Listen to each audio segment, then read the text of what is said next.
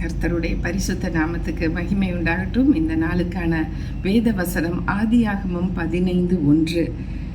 இந்த காரியங்கள் நடந்த பின்பு கர்த்தருடைய வார்த்தை ஆபிராமுக்கு தரிசனத்திலே உண்டாகி, அவர், ஆபிராமே, பயப்படாதே, நான் உனக்கு கேடகமும் உனக்கு மகா பெரிய பலனுமாய் இருக்கிறேன் என்றார். ஹல்லேலூயா, ஹல்லேலூயா. இது ஆபிரகாம்னு ஆகிறதுக்கு முன்பாகவே நடந்த காரியம். ஆண்டவர் தரிசனத்தில் ஆபிராமுக்கு தரிசனமாகி இந்த காரியங்களை சொல்கிறாரு.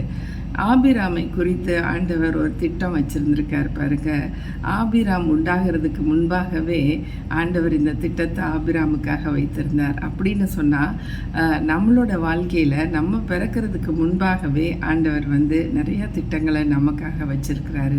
எந்த வருஷத்தில் எந்த நாளில் எங்கே பிறப்போம், எப்படி பிறப்போம், எல்லாத்தையும் ஆண்டவர் அறிந்திருந்தார். ஆனால் நமக்கு அந்த அறிவே இல்லாமல் இருந்துச்சு பாருங்கள்.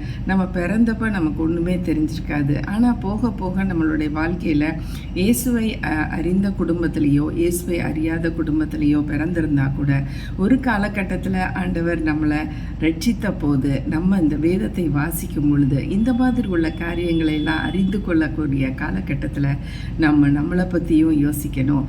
ஆபிராமுக்கு எப்படி ஆண்டவர் தரிசனங்களை கொடுத்து, நான் உனக்கு கேடகமும் பெரிய பலனுமாய் இருப்பேன்னு சொல்லி பின்னாடி அவருடைய டெஸ்டினியை பார்க்கும்போது அவருடைய வாழ்க்கையில் கர்த்தர் சந்ததிகளை உருவாக்கும்படிக்கு அவரை குறிப்பிட்டு வச்சுருந்தாருன்னு சொல்லி பார்க்குறோம். இன்றைக்கி நம்மளை குறித்து என்ன வச்சுருக்கிறாரு? ஹல்லேலூயா.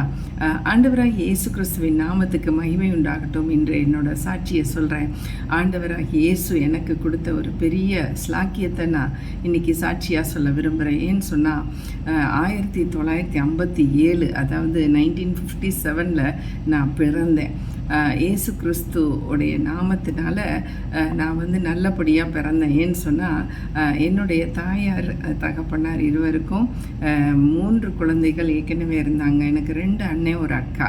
இருந்த போதிலும் நான் கடைசி பிள்ளையாக இருக்கிறதுனால எனக்கு அது ஆண் பிள்ளையாக இருக்கலாம், பெண் பிள்ளையாக இருக்கலாம், எதுவானாலும் எனக்கு இப்போக்கி தேவையில்லைன்னு சொல்லிட்டு எங்கள் அம்மா ஏதோ ஒரு மருந்தை கலக்கி குடிச்சிருக்காங்க. அது நிமித்தம் நான் மரித்து போயிடுவேன், வயிற்றுக்குள்ளேயே சிசுவாக இருக்கும் பொழுதே மரித்து போயிடுவேன்னு சொல்லிட்டு அவங்க எடுத்த ஒரு முடிவு. ஆனால் ஆண்டவர் என் மேலே வைத்திருந்த முடிவு இப்போ கிடையாது. நான் சிசுவாக இருந்திருக்கும் போது நினச்சி பாருங்கள், எவ்வளோ சின்ன ஒரு சிசுவாக வயிற்றுக்குள்ளே உருவாயிட்டு இருப்பேன். அந்த சமயத்தில் ஒரு விஷமே வருது. அந்த விஷம் என்ன தாக்கலை. ஹல்லேலூயா. ஏன் அந்த விஷம் தாக்கலை? மார்க் 16:17 18 வசனங்கள் நீங்கள் பார்த்தீங்கன்னா, எந்த விஷத்தை நீ சாப்பிட்டாலும் அது உன்னை சேதப்படுத்தாதுன்னு இருக்கு. அது மாதிரி நான் சாப்பிடாட்டியும் என்னோட தாயார் சாப்பிட்டு இருந்தாலும் அது என்னை சேதப்படுத்தலை. ஹல்லேலூயா. ஏன்னா என்னை குறித்து இந்த குடும்பத்தில் அவர் ஒரு பாரம் வச்சுருந்தாரு. இந்த குடும்பத்துக்கு நீ தான் நிற்கணும், ஊழியக்காரியாக நீ ஆகணும், நீ ஊழியம் செய்யணும்னு சொல்லி நான் பிறக்கிறதுக்கு முன்பாகவே ஆண்டவர் நியமத்தின் நிமித்தம் இன்றைக்கி நான் ஊழியக்காரியாக இருக்கிறேன். இன்றைக்கி எனக்கு 69 வயது ஆகுது. எப்படி அந்த சிசுவாக இருந்ததுலேருந்து 69 வயது வரைக்கும் ஆண்டவர் என்னோட இருந்தாருன்னா அது ஆச்சரியமான காரியங்கள். ஹல்லேலூயா. ஒவ்வொரு நாளும் ஆண்டவரை குறித்து அதிகமாய் நம்ம சாட்சிகள் சொல்லலாம். அந்த அளவுக்கு கர்த்தர் என்னை உயர்த்தி மேன்மையும் கீர்த்தியும் புகழ்ச்சியுமா வச்சிருக்கிறாரு. ஹல்லேலூயா. எங்கள் குடும்பத்தில் கடைசி பிள்ளைகள் எல்லாத்தையும் அவர் தொட்டுட்டு வர்றாரு. எங்கள் பாட்டியிலேருந்து நான் ஆரம்பிக்கணும்னா அவங்க கடைசி பொண்ணு. அவங்க சிபிஎம்மில் இலங்கை தேசத்தில் பெரிய ஊழியக்காரியாக இருந்து மரித்தாங்க. அவங்களுடைய ஜெபம்தான் இன்றைக்கி என்னைய ஊழியக்காரி ஆக்கியிருக்குன்னு நான் நிச்சயமாக சொல்லுவேன். இன்றைக்கி நான் செய்கிற ஜெபங்கள் என்னுடைய சந்ததியில் வரக்கூடிய ஒவ்வொரு பிள்ளையும் ஊழியக்காரனாக மாற்றும் என்று நான் விசுவாசித்து நான் ஜெபிக்கிறேன். ஹல்லேலூயா. கர்த்தர் நல்லவர், அவர் கிருபை என்றும் உள்ளது. அப்போ அவர் சொல்கிறாரு, ஆபிராமை பார்த்து அவர் சொல்கிறாரு, நீ உனக்கு நான் பெரிய பலனாக இருப்பேன். அவர் 100 வயசில் தான் அவருக்கு குழந்தை பிறக்குது. 90 வயசு சாராளுக்கு இருக்கும் பொழுது குழந்தை பிறக்குது. அந்த குழந்தை ஈசாக்கு கர்த்தரால் ஆசீர்வதிக்கப்பட்ட ஒரு குழந்தை. அந்த குழந்தை பிறக்கிறதுக்காக உலகமே காத்துட்டு இருந்த மாதிரி இருக்கு. ஏன்னு சொன்னால், அந்த உலகத்தில் நிறையா ஜனங்கள் இல்லாட்டியும் கூட இவர் மூலமாக தான் உலகமே நிரப்பப்பட போகுதுங்கிறது கர்த்தருடைய சத்தியம், கர்த்தருடைய எண்ணம், கர்த்தருடைய பிளான்.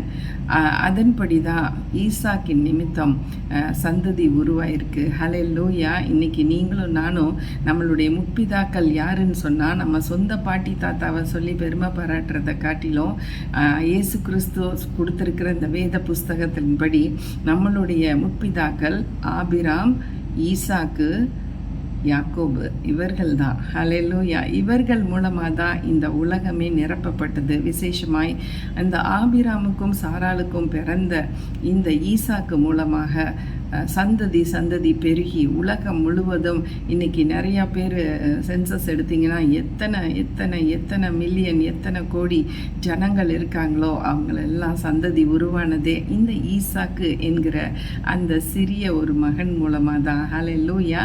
கர்த்தருக்கு கோடி கோடி மகிமை உண்டாகட்டும். ஆக இன்னைக்கு குழந்தை பாக்கியம் இல்லையே, எனக்கு என் வயிற்றில் ஒரு பூச்சி புழு இல்லையேன்னு சொல்லி வேதனைப்படுறவங்களுக்கு நான் சொல்லுகிற ஒரு காரியம் என்னென்னா, கர்த்தர் மேலே முழு விசுவாசமாக இருங்க, முழு நம்பிக்கையாக இருங்க. எப்படி ஆபிரகாம் முழு விசுவாசத்தோடு அந்த குழந்தையை பெற்றெடுத்தாங்களோ அதுபோல் நம்மளும் முழு விசுவாசம், கடுகளவு விசுவாசம் இருந்தால் போதும். அது ஒரு சிறிய ஒரு தானியம்தான், அது அந்த அளவு இருந்தால் போதும், நீ பெரிய காரியங்களை செய்வேன்னு சொல்கிறாரு. அந்த அளவுக்கு ஆண்டவர் அந்த ஆபிராமோட இருந்து பெரிய கேடகமாக இருந்தார், பாதுகாவலின் தெய்வமாக இருந்தார். பாருங்கள், அந்த 90 வயசில் சாரால் குழந்தை பெக்கிறதுனா அது ஈஸியான காரியமா? இன்றைக்கி 40 வயசில் குழந்தை பெக்கிற போகிறவங்களே ரொம்ப பயந்துட்டுருக்காங்க. ரெட்டை குழந்தை பெற்றுக்கிடவங்கெல்லாம் ஐயோ எப்படி நான் பெற்றுக்குவேனோ தெரியலையே, சிசேரியன் கூட பண்ணிக்கிறேன்னு சொல்லிட்டு முன்கூட்டியே டேட்டை குறித்து குழந்தைய பெற்றுக்கிறாங்க. ஆனால் பாருங்கள், சாராளுக்கு எந்த ஒரு மருத்துவ ரீதியில் ஹெல்ப் கிடைக்கல, ஆனால் கர்த்தருடைய ஹெல்ப் இருந்துச்சு. அவர் கேடகமாக இருந்தார். ஹல்லேலூயா. அது நிமித்தம் அந்த குழந்தை நார்மல் டெலிவரியிலே பிறந்தது இயேசுவின் நாமத்தினாலே. ஆமென். ஹல்லேலூயா. இன்றைக்கி கூட நம்ம அந்த மாதிரி நிறைய பேருக்காக ஜெபிக்க போகிறோம். கர்த்தர் பிள்ளை வயிற்றிலே குழந்தை வைத்திருக்கிற அந்த தாயாக போகிற அந்த ஸ்தானம், அந்த 9 மாதமும் 10 நாட்களில் குழந்தை பிறக்கும்னு சொல்லுவாங்க. அப்படி உள்ள நாட்களில் கடந்து போகிற பெண்களுக்காக நான் விசேஷமாக ஜெபிக்கிறேன். நல்ல தகப்பனே, நீரே கேடகமாக இருங்க, நீரே பெரிய பலனாக இருங்க. அந்த ஸ்திரீகளுக்கு நீங்கள் பலனாக இருங்க ராஜா. ஆண்டவரே, அவங்க எப்படியானோ நார்மலாகவே பெற்றுக்கொள்ளக்கூடிய ஒரு கிருபையை கொடுங்க ராஜா. இந்த நாட்களில் ஏசப்பா நிறையா டாக்டர்ஸ் நீ சிசரியனே பண்ணிக்கோன்னு சொல்லி அவங்களுக்கு ஒரு ஈஸி மெத்தட் மாதிரி அவங்க நினச்சி அதை செய்கிறாங்க. ஆனால் ஆண்டவர், நீங்கள் நினச்சது தடைப்படக்கூடாது. யாருக்கெல்லாம் சிசேரியன்னு சொல்லி நீங்கள் பார்க்குறது தெய்வம் கிடையாது. யாருக்கெல்லாம் நார்மல் டெலிவரின்னு நீங்கள் கொடுக்குற அந்த பெரிய பிளெஸ்ஸிங்காக நன்றி. சிசேரியன் முடிச்சுட்டு எத்தனையோ பேர் ஆண்டவரே ரொம்ப கஷ்டப்படுறாங்க. அந்த சிசேரியன் அந்த வயிற்றை வெட்டி எடுக்கக்கூடிய அந்த குழந்தைகளுக்கும் கூட பாதிப்பு, தாய்க்கும் கூட பாதிப்பு. அப்படி பாதிப்பு இல்லாத படிக்க நார்மல் டெலிவரியில் குழந்தை பெக்க கிருபை தாங்கப்பா.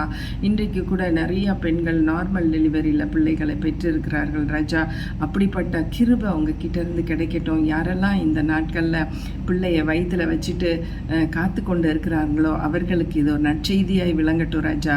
அவர்களுக்கு நார்மல் டெலிவரியில் குழந்தை கொடுங்க ராஜா. நன்றி ஏசப்பா, உமக்கு ஸ்தோத்திரம், உமக்கு நாங்கள் நன்றி தெரிவிக்கிறோம். ஆண்டவரே, என்னோட ஸ்டூடெண்ட்டு கூட 2 மணி விடிய காலையில் சிசேரியன் தான் பண்ணணும்னு சொல்லி இருந்தபோது நான் அதிகமாக ஜெபிச்சேன். ஆண்டவரே, அந்த மகளுக்கு நீங்கள் நார்மல் டெலிவரி இப்போ கொடுக்க முடியும் என்று சொல்லி ஜெபித்த போது அவங்க அந்த அப்பேரட்டஸ் எல்லாம் அந்த சிசேரியன் செய்யக்கூடிய அந்த ஆப்ரேஷன் தியேட்டரில் எடுத்து வைத்து கொண்டு இருக்கிற நேரத்திலே தானே குழந்தை பிறந்தது. ஹல்லேலூயா. சிசேரியன் பண்ணாமலே அப்பா ஒரு நார்மல் டெலிவரியில் குழந்தை பிறந்தது. ஜெபத்தின் வல்லமையே நம்ம இந்த நாட்களில் அறிந்து கொண்டு ஆண்டவரே, இந்த நாட்களில் ஒவ்வொரு தாயாக போகிற பெண்ணுக்காக நான் அதிகமாக ஜெபிக்கிறேன், பாரத்தோடு ஜெபிக்கிறேன்.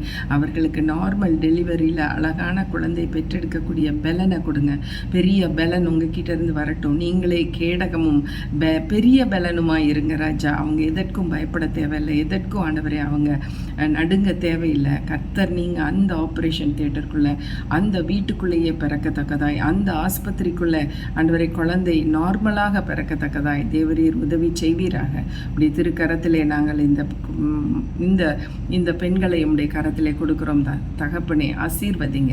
ஆசீர்வதிங்க. பிள்ளைகளை பெற்று சுகமாய் வாழட்டும், சந்ததி உருவாகட்டும். உம்முடைய கிருபை அவர்களோடு இருக்கட்டும் ராஜா. அவர்கள் இயேசுவின் சந்ததியாய் வளரட்டும் அப்பா. நன்றி தகப்பனே. உம்முடைய கரத்துக்குள்ளே, பலத்த கரத்துக்குள்ளே அந்த பெண்களை உம்முடைய கரத்துக்குள்ளே ஒப்பு கொடுக்கிறேன்.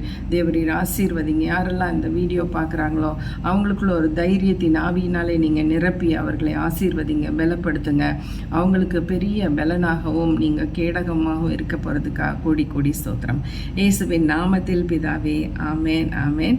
Thank you friends for watching this video and God bless you all.